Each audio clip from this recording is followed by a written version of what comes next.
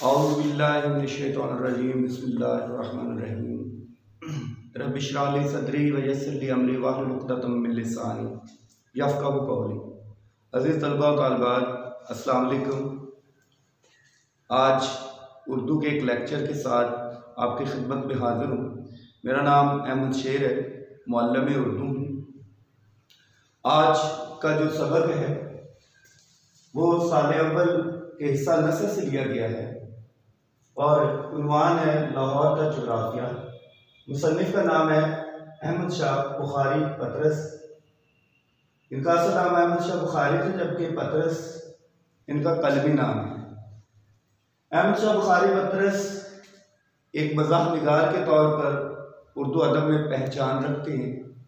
इनके जो हिस्से मज़ाह को ज़ाहिर करने वाली किताब है वो इनके पतरस के मज़ामीन हैं, जिनमें तमाम मज़ामीन जो हैं वो मज़ाहिया अंदाज में तहरीर किए गए हैं और मुआशरती नाहमवारियों को और मुआशरती मसाइल को बड़ी खूबसूरती से उनमें उनको उजागर किया गया है। आज का सबक भी इनके इसी सिलसिले की कड़ी है, लाहौर का जोग्राफिया। अज़ीज़ तलबा व तालिबात, इस सबक का तारुफ और तहरीरी मकसद क्या है वो मैंने यहाँ पर तहरीर कर दिया है, आपसे भी शेयर कर लेता हूँ। शामिल निसाब सबक दरअसल एक मज़ाहिया मज़मून है जिसमें मुसन्निफ ने पाकिस्तान के तारीखी शहर लाहौर के मसाइल को बड़े मज़ाक़ख़ेज़ अंदाज में बयान करके अरबाब इख्तियार की तवज्जो इनकी तरफ मबज़ूल कराई है। लाहौर पाकिस्तान के मरकज़ में वाक़ होने की वजह से पाकिस्तान का दिल कहलाता है। मुग़लिया दौरे हुकूमत में इस शहर को बड़ी अहमियत हासिल रही। अंग्रेज़ी दौरे हुकूमत में भी ये शहर इल्मी, अदबी और सियासी सरगर्मियों का मरकज़ रहा। तक़सीम हिंदुस्तान के बाद इसे मग़रबी पंजाब में शामिल कर दिया गया। ये शहर इल्मी, अदबी, तहज़ीबी और तारीख़ी हैसियत से बहुत शोहरत रखता है। ये पाकिस्तान के मशहूर और अहम शहरों में शुमार होता है। मुसन्निफ ने कमाल फ़न से इसके मज़ाहिर को शगुफ्ता अंदाज में बयान करके इसकी तारीख़ी अहमियत को बढ़ा दिया है। अज़ीज़ तलबा व तालिबात, सबक के जो अहम निकात हैं वो भी मैंने तहरीर कर दी हैं ताकि आपको सबक का जो खुलासा लिखने में कोई दिक्कत पेश ना आए। आप इन्हीं जो है निकात की मदद से आप इसका खुलासा भी तहरीर कर सकते हैं। तो सबक के अहम निकात कौन कौन से हैं? इसमें सबसे पहले लाहौर का तारुफ है, उसके बाद महल्ले वक़ू है, उसके बाद महल्ले वक़ू में रावी ज़ईफ़ का बयान आता है, हदूद अरबा का बयान आता है, आबा हवा के मसाइल का बयान आता है, खालिस हवा की बजाय गर्द और धुएँ का इस्तेमाल जो बड़े मज़ाहिया अंदाज में बयान किए गए, बाम रसानी आब और निज़ाम सक्का, ये तारीखी तलमी भी इसमें इस्तेमाल की गई है। तारीखी हवाले दे देकर मुसन्निफ ने इस सबक को और ज़्यादा जो है पुरतासीर और शगुफ्ता बना दिया है। ज़राए आमदोरफ्त जिनमें ताकों का इस्तेमाल, काबिल दीद मकामात, इश्तहारात का इस्तेमाल, पुख्ता सेज और दीवारें, सनत और हिरफत, रिसाला साजी और अंजुमन साजी और पैदावार में जमाली तुलबा, जलाली तुलबा, ख्याली तुलबा और खाली तुलबा शामिल हैं। जबकि लाहौर के तबई हालात में उनकी खुश मिजाजी को शामिल किया गया है। तो अज़ीज़ तलबा व तालिबात, सबक का तारुफ मैंने आपको बयान कर दिया है। सबक के तारुफ के बाद अब हम सबक की तरफ बढ़ते हैं कि सबक में मुसन्निफ किन मसाइल का तज़किरा कर रहा है। तमहीद में मुसन्निफ बता रहा है कि तमहीद के तौर पर सिर्फ इतना अर्ज़ करना चाहता हूँ कि लाहौर को दरियाफ्त हुए अब बहुत अरसा गुजर चुका है, इसलिए दलाइल और बराहीन से इसके वजूद को साबित करने की ज़रूरत नहीं।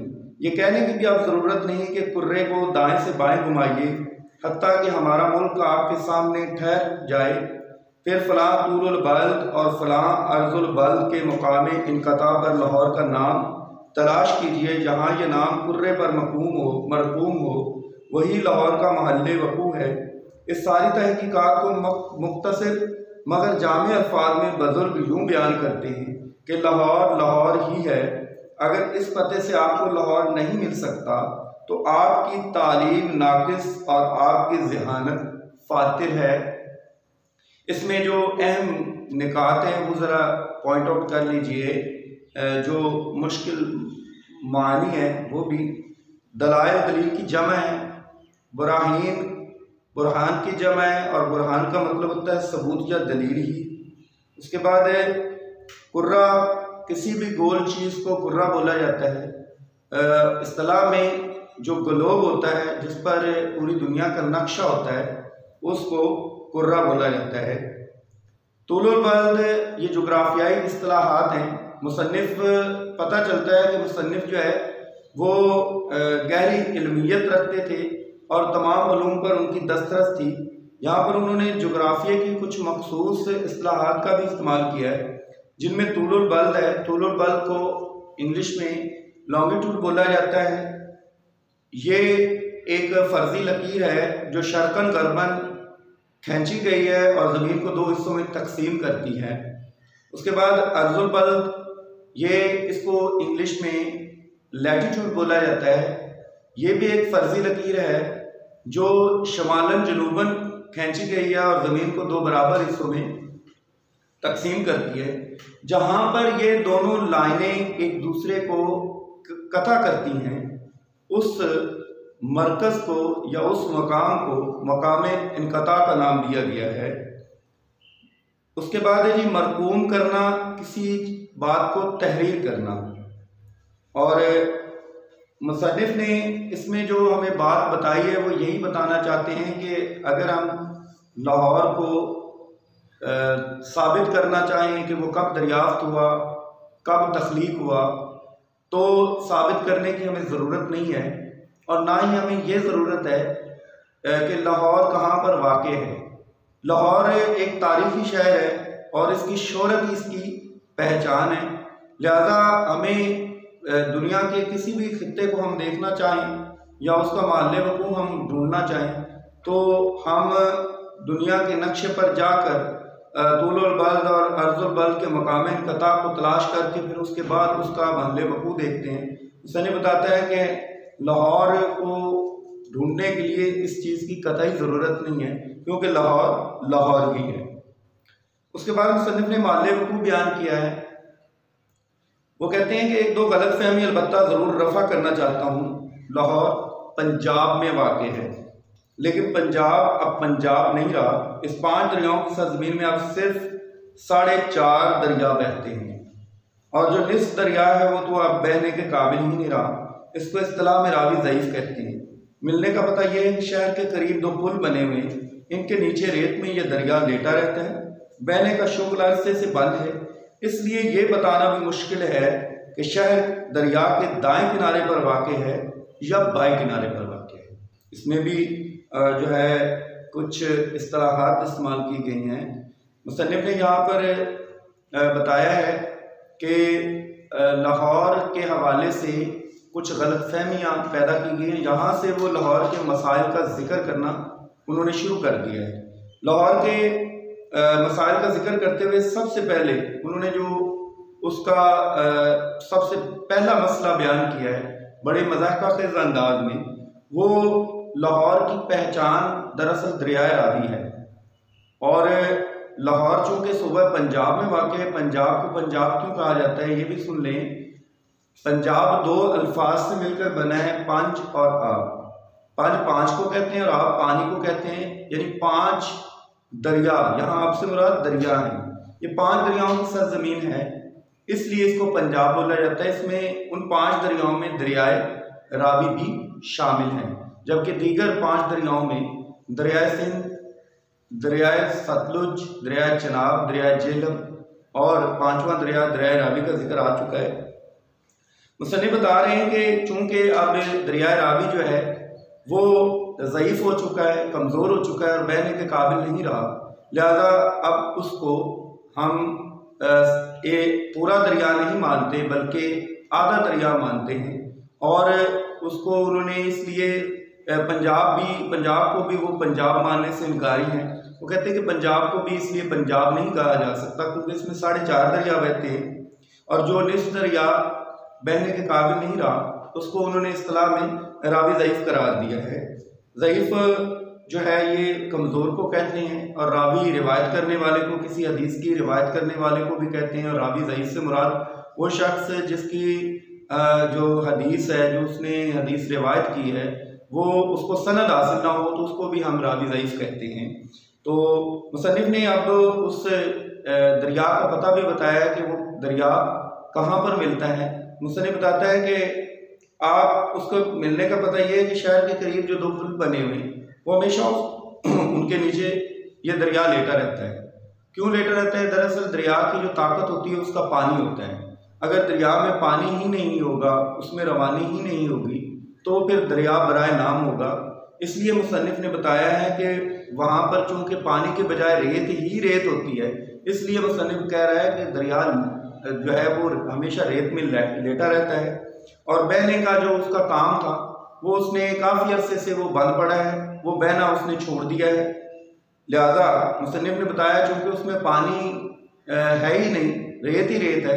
पानी का अगर दरिया में पानी हो तो उसके किनारों का तयन भी किया जा सकता है कि उसके किनारे किस किस जानिब वाक़ हैं।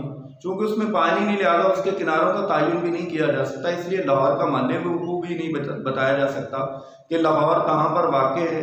वो जो है दरिया के दाएं किनारे पर वाक़ है या दरिया के बाएं किनारे पर वाक़ है।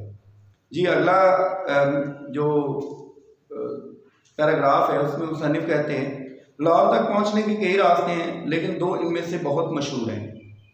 एक पेशावर से आता है, दूसरा दिल्ली से। वस्ती एशिया के हमलावर पेशावर के रास्ते और यूपी के हमलावर दिल्ली के रास्ते वारिद होते हैं। अव्वल ज़िक्र अहले सैफ कहलाते हैं और गज़नवी या गौरी तखल्लुस करते हैं। मौखर ज़िक्र अहले ज़बान कहलाते हैं, ये भी तखल्लुस करते हैं और इसमें यदे तूला रखते हैं। जी, इसमें मुसन्निफ़ ने फिर लाहौर के मसाइल को बयान करते हुए बड़े मज़ाहिया अंदाज में लाहौर की कुछ जो मशहूर वहाँ के मकामात हैं या लाहौर के जो मशहूर जो चीज़ें हैं उनको यहाँ पर बयान किया है। मुसन्निफ़ बताते हैं कि लाहौर तक पहुँचने के वैसे तो कई रास्ते हैं, लेकिन उनमें से 2 मशहूर रास्ते हैं। वो कौन कौन से रास्ते हैं? उनमें से एक पेशावर वाला रास्ता है और दूसरा दिल्ली वाला रास्ता है। वस्ती एशियाई ममालिक उज़्बेकिस्तान, कज़ाकिस्तान, अज़रबैजान, इस तरह के जितने भी ये वस्ती एशियाई ममालिक कहलाते हैं, अफ़गानिस्तान के साथ मुंसलिक जिनके हदूद है उनको वस्ती एशियाई ममालिक कहलाते हैं। वाज़ेह है कि तारीख़ी एतबार से ये ममालिक बहुत अहमियत के हामिल हैं, क्योंकि बहुत सारी जो सियासी सरगर्मियाँ हैं वह यहाँ से शुरू हुई थी। ख़ास तौर पर मंगोलों और मुग़लों ने यहीं से हिंदुस्तान पर कब्ज़ा किया था, और इसके साथ साथ इन्हीं जो शहाबुद्दीन गौरी और महमूद गज़नवी का जो ताल्लुक़ था वो भी इन्हीं ममालिक से था, वस्ती एशियाई ममालिक से था। और इसके अलावा मुसन्निफ़ ने बताया कि जो यहाँ के लोग हैं, जो यहाँ से हमलावर होते हैं, उनको हम वो अहले सैफ करार देते हैं। अहले सैफ तलवारों वालों को कहते हैं, तलवार वाले, क्योंकि ये लोग शहाबुद्दीन गौरी और महमूद गज़नवी हिंदुस्तान पर सिर्फ जहाद की गरज से हमला आवर हुए। शहाबुद्दीन गौरी ने पृथ्वीराज चौहान को शिकस्त दी थी, जबकि महमूद गज़नवी ने यहाँ पर सोमनाथ के मंदिर को फतह किया था और राजा जयपाल को शिकस्त देकर हिंदुस्तान में इस्लाम के अलम को बुलंद किया था। इसलिए मुसन्निफ़ ने इनको अहले सैफ करार दिया है। जबकि दिल्ली से आने वाले जो हमलावर हैं उनको उन्होंने अहले ज़बान करार दिया है। यूपी जो है ना, ये उर्दू अदब की सरगर्मियों का मरकज़ रहा है। ये उत्तर प्रदेश एक रियासत की हैसियत रखता था, लेकिन अब ये सूबा है हिंदुस्तान का। अलीगढ़ तहरीक का आगाज़ भी इसी सूबे से हुआ, इसी रियासत से हुआ, और कई जो दक्कन की रियासत भी इसी से मुंसलिक है।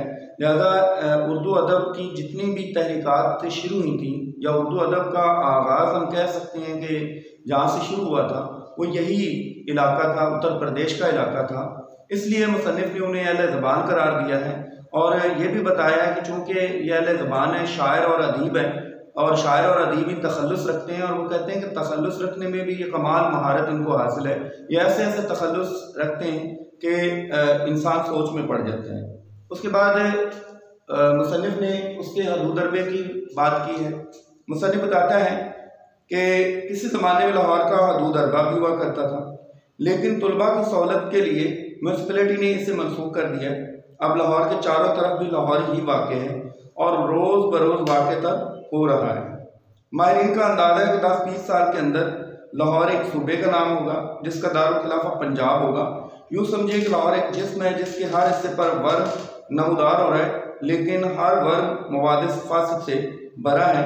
गोया ये तौसीए कारज़ा है जो इसके जिस्म को लाहक है। हदूद अरबा ये भी जोग्राफियाई इस्तिलाह है। हदूद हद की जमा है और अरबा चार को कहते हैं, यानी चार सिमतें।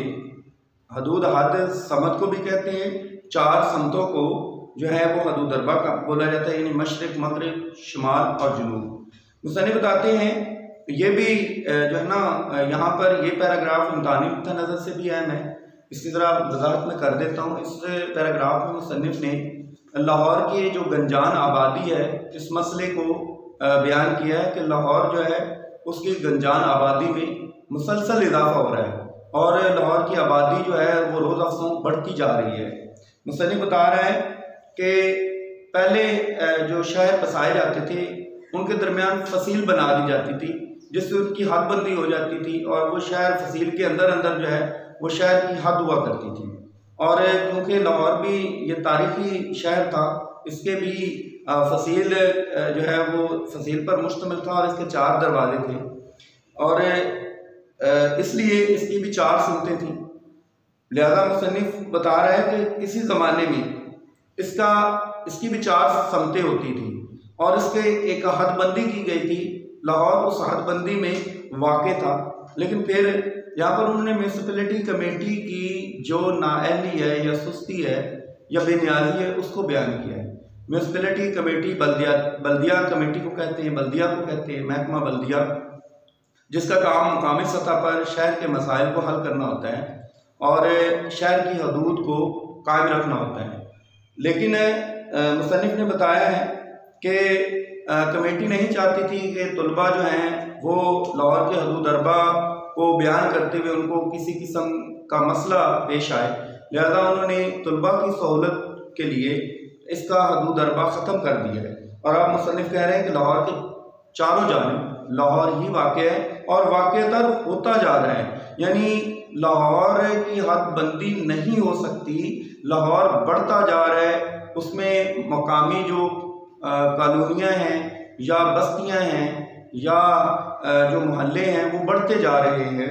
मुसन्निफ बता रहा है कि माहिरीन के अंदाजे के मुताबिक जो तज्ज़िया निगार हैं वो बताते हैं कि 10-20 साल के अंदर लाहौर एक सूबे का नाम होगा, यानी लाहौर इतना बढ़ जाएगा कि वो सूबे की हैसियत इख्तियार कर जाएगा, जबकि उसका दारुल खिलाफा पंजाब होगा। मुसन्निफ ने फिर संजीदा अंदाज इख्तियार करते हुए हमें ये बताया है कि जिस तरह एक जिस्म को जो है एक कोई बीमारी लाहक हो जाती है और वो जिस्म की खूबसूरती को ज़ायल कर देती है, जैसे उसने एक मिसाल भी दी है कि अगर जिस्म पर फोड़े पिनसियाँ निकल आए तो उससे जिस्म की खूबसूरती ख़त्म हो जाती है और वो फोड़े पिनसियाँ जो हैं वो जिस्म की खूबसूरती को ज़ायल करके रख देती हैं।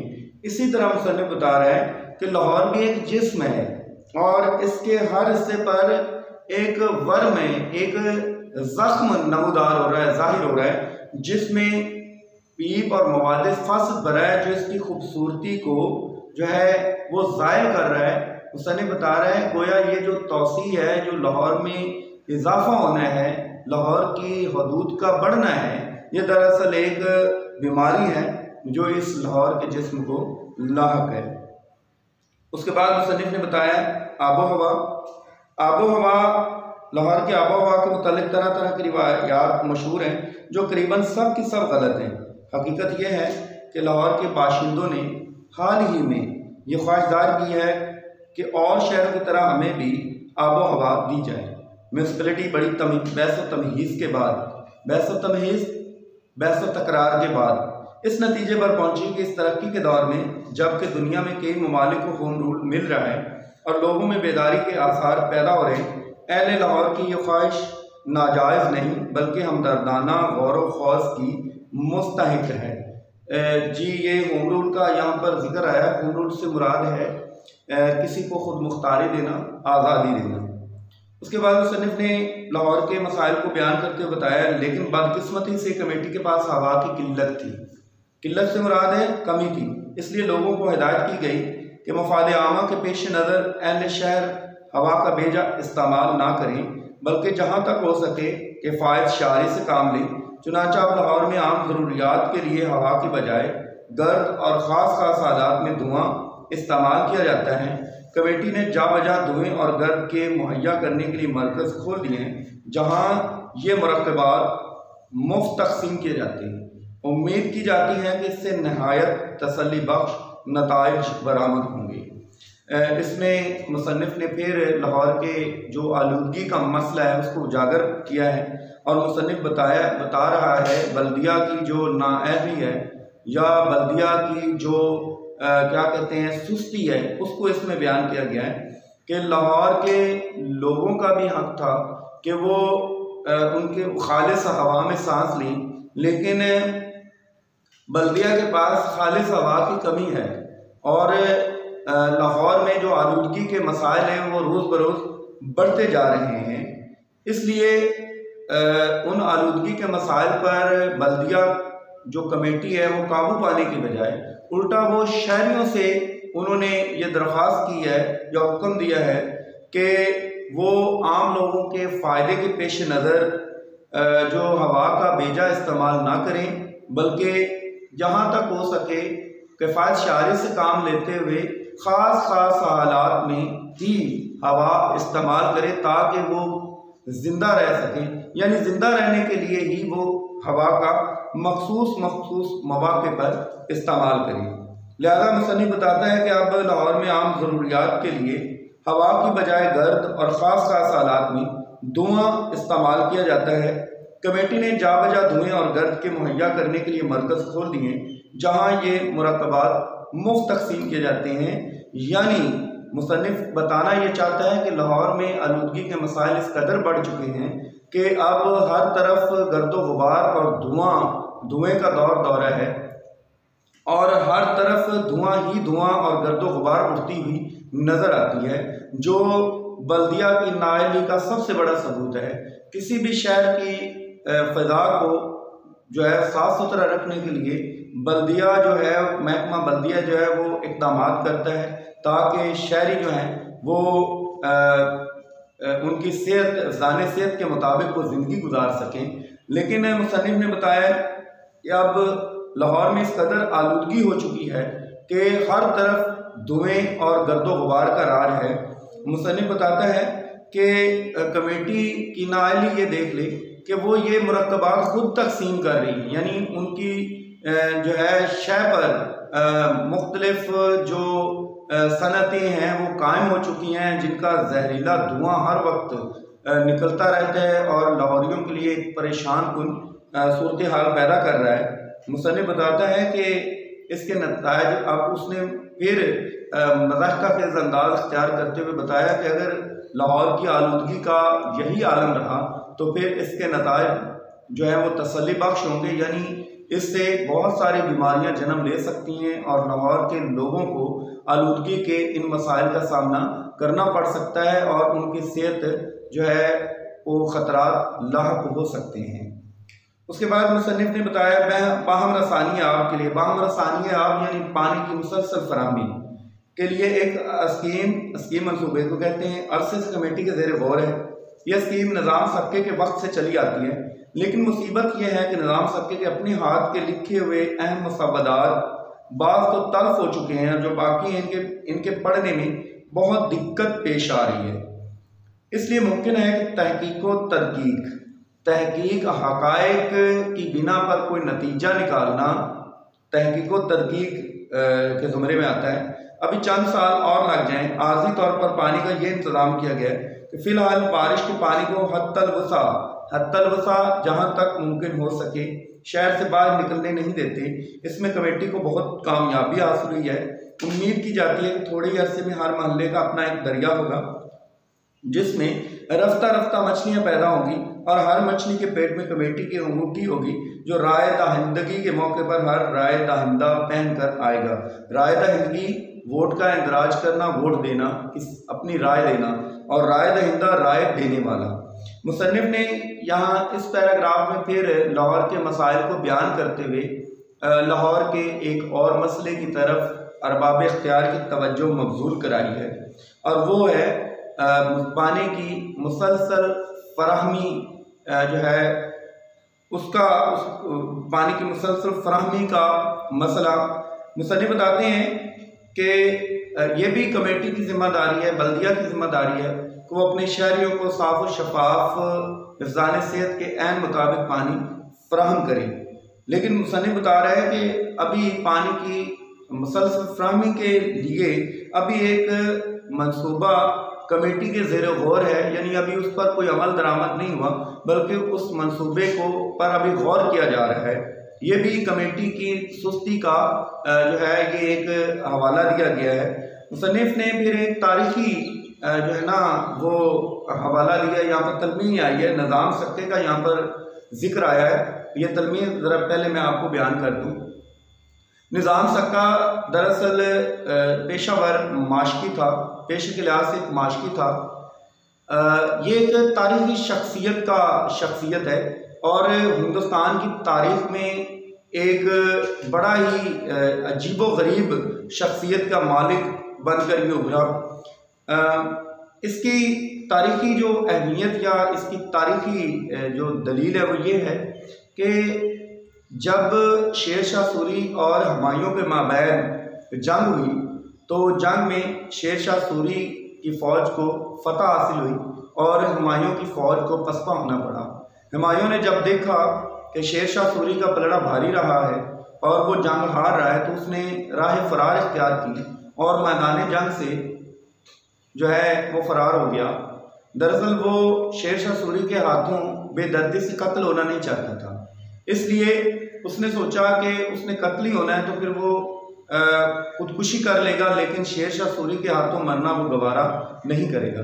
यही सोचते हुए वो चल पड़ा। जब वो दरियाए जमुना के करीब पहुंचा तो लहरों की रवानी को देखकर उसे ख्याल आया कि दरिया में डूबना जो है ये एक आसान अमल है, आसान खुदकुशी है। लिहाजा उसने ये देखते हुए दरियाए जमुना में छलांग लगा दी। उसी वक्त निज़ाम सक्का जो कि पेशे के लिहाज से माशकी था वो मश्क भर रहा था, अपने चमड़े का थैला पानी से भर रहा था। उसने देखा कि एक शख्स डूब रहा है। उसने फ़ौरन दरिया में छलांग लगा दी और उस डूबते हुए शख्स को बचाकर किनारे पर ले आया। अब किनारे पर पहुंचते क्योंकि हुमायूं मौत को करीब से देख कर आया था, दोबारा ज़िंदगी हासिल होने पर वो बहुत खुश हुआ। लिहाजा जलाल में आकर वो कहने लगा मांगो जो कुछ मांगना है। निज़ाम सक्का बहुत हैरान हुआ क्योंकि वो नहीं जानता था कि ये हुमायूं बादशाह है। उसने उससे कहा कि मियाँ पहले तुम अपनी जान बचाओ फिर मुझे कुछ देना, तुम हो कौन? उस पर जो है ना हुमायूं ने उसे अपनी पूरी रुदात सुनाई और उसे बताया कि वो दरअसल हिंदुस्तान का बादशाह हुमायूं है, लेकिन शेर शाह सूरी ने उनके मुल्क पर कब्जा किया तो अब वो अपनी जान गंवाना चाहता था, वो खुदकुशी करना चाहता था, लेकिन तुमने बचा लिया। लिहाजा उसने फिर एक और दरख्वास्त की, कहने लगा कि आप जान बचा लिए तो मुझे ना ईरान के बॉर्डर तक पहुंचा दो, ईरान की सरहद तक पहुंचा दो, ताकि मैं शाह ईरान में जाकर रोपोश हो सकूं और वहाँ पर पनाह हासिल कर सकूं। निज़ाम सक्के ने हामी भर ली और उसको अपना लिबास दे दिया, माशकी बनाकर, अपना भाई बनाकर वो ईरान के सरहद तक ले गया। वहाँ ईरान की सरहद तक पहुँचने के बाद हुमायूं को फिर जलाल आया और कहने लगा कि मांगो जो कुछ मांगना है। उस वक्त निज़ाम सक्के ने कहा कि बादशाह सलामत, अगर आप हिंदुस्तान पर दोबारा कब्जा कर ले और बादशाह बन ले तो फिर मैं जो कुछ मांगूंगा वो आप मुझे दे दीजिएगा। फ़िलहाल तो मैं आपको दुआएं दे सकता हूँ, आपसे कुछ ले नहीं सकता। लिहाजा उसने उसको जो है ईरान का जो ईरान की सरहद है वो पार करा दी। दूसरी तरफ शेर शाह सूरी का जो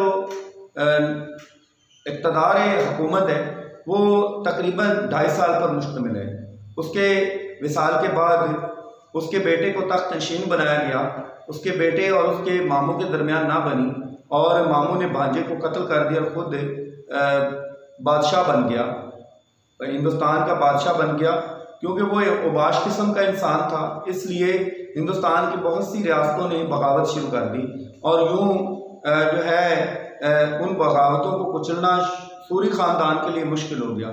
इसी बात का फ़ायदा उठाते हुए हुमायूं ने दोबारा हिंदुस्तान पर मुनज़्ज़म फ़ौज से हमला किया और सूरी ख़ानदान को शिकस्त देकर दोबारा हिंदुस्तान का बादशाह बन गया। अब जब निज़ाम सक्के को इस बात का पता चला तो वो उसके पास आया और उससे जाकर उसने वही उसकी जो उसने वादा किया था उसको वो वादा याद दिलाया। उसने समझा, हुमायूं ने समझा शायद ये मुझसे अपनी हैसियत के मुताबिक कुछ चीज़ मांगेगा, ये कोई जागीर मांग लेगा या कोई नकदी की सूरत में इनाम मांग लेगा, तो वो मेरे लिए मुश्किल नहीं है देना। लिहाजा उसने कहा कि हाँ मुझे अपना वादा याद है, तुम मांगो जो कुछ मांगना है। निज़ाम सक्के ने उसकी तवक्कुआत के बिल्कुल बरक्स एक अजीब मुतालबा उसके सामने रख दिया। उसने कहा बादशाह सलामत, आप एक मुग़ल बच्चे हैं, एक मुग़ल ख़ानदान के फ़र्द हैं और मुझे पता है कि मुग़लिया ख़ानदान का जो अफराद होते हैं वो वादे के पक्के होते हैं। आप अपने वादे पर कायम रहिएगा और मैं चाहता हूँ कि मुझे सिर्फ 2.5 दिन के लिए बादशाह बना दें। वैसे ये बड़ी अजीब व गरीब ख्वाहिश थी, लेकिन क्योंकि हुमायूं उससे वादा कर चुका था इसलिए हुमायूं ने उसे 2.5 दिन के लिए बादशाह बना दिया। अब चूँकि उसका जो अरसा हुकूमत था वो 2 दिन पर 2.5 दिन पर मुश्तमिल था, इसलिए उसने इन 2.5 दिनों में जो अहम कारनामे सर अंजाम दिए वो तारीख का एक हिस्सा बन गए और यूँ ये निज़ाम सक्का जो पेशे के लिहाज से एक माशकी था वो भी हिंदुस्तान का बादशाह बन गया और बादशाह की हैसियत से तारीख में अपना नाम पैदा कर दिया। निज़ाम सक्के ने आते ही इक़्तिदार संभालते ही सबसे पहले अपने नाम के सिक्के जो हैं वो जारी कर दिए और वो सिक्के जो थे वो चमड़े के थे, चमड़े के सिक्के जारी किए। इससे फ़ायदा क्या हुआ? इससे फ़ायदा ये हुआ कि जो जितने भी माशकी थे जिनके पास चमड़े के थैले थे उन्होंने वो ख़जाना में जमा करवा दिए और महकमा ख़जाना में जमा करवाया, वहाँ से चमड़े के सिक्के हासिल किए और यूँ वो रातों रात अमीर बन गए। तो मुसन्निफ़ ने इसलिए ये बताया है कि उसका चूँकि दौरे हुकूमत 2.5 दिन पर मुश्तमिल था, इसलिए कोई भी मनसूबा उसका पाया तकमील को ना पहुँच सका। सिर्फ एक ही मनसूबा उसका पाया तकमील को पहुँचा, वो था सोने जो है सिक्के जारी करना। चमड़े के सिक्के उसने जारी किए थे और इससे ज़रबुल मिसल भी मशहूर हो गई थी। चाम के दाम चलाना, चाम के दाम चलाना जो है ना, ये ज़रबुल मिसल की हैसियत इख्तियार कर गई है। मुसन्निफ़ ने अगला पैराग्राफ है, निज़ाम सक्के के मुसावदात से इस कदर ज़रूर साबित हुआ है कि पानी पहुँचाने के लिए नल ज़रूरी है, चुनांचा कमेटी ने करोड़ों रुपए खर्च करके जा बजा नल लगवा दिए हैं। फिलहाल इनमें हाइड्रोजन और ऑक्सीजन भरी है, लेकिन माहिरीन के राय है कि एक ना एक दिन ये गैसें ज़रूर मिलकर पानी बन जाएंगी। चुनांचा बाद नलों में अब भी चंद कतरे रोज़ाना टपकते हैं। अहले शहर को हिदायत की गई है कि अपने अपने घड़े नलों के नीचे रख छोड़ें ताकि ऐन वक्त पर ताख़ीर देर होने की वजह से किसी की दिल शिकनी ना हो, दिल ना टूटे। शहर के लोग इस पर बहुत खुशियाँ मना रहे हैं, यानी उनके लिए ये भी गनीमत है कि उनको सिर्फ नल लगवा दिए गए हैं और नलों से कभी ना कभी तो पानी आएगा। वो इस उम्मीद पर ही खुश है कि चलो इतना तो उन्होंने किया है ना कि हमारे लिए। दरअसल ये भी हमारी जो हुकूमती मंसूबे हैं उस पर एक सवालिया निशान है। आवाम का जो पैसा है, आवाम के जो टैक्स हैं, वो इन्हीं तरक्याती कामों पर खर्च होता है और अक्सर तरक्याती काम जो हैं जो आवाम के फलाह व बहबूद के लिए शुरू किए जाते हैं वो अधूरे रह जाते हैं और उस पर अरबों रुपया जो है आवाम का वो ज़ाया हो जाता है और यही सूरत हाल यहाँ पर भी बयान की गई है। अज़ीज़ तलबा, इसके बाद जो ये एक लेक्चर में नहीं हो सकता, इसलिए इसका दूसरा लेक्चर जो है वो इंशाल्लाह बाद में आपकी खिदमत में पेश करेंगे। इंशाल्लाह इसके बाकी हिस्से के साथ जल्द आपकी खिदमत में हाजिर होऊंगा। अस्सलाम वालेकुम।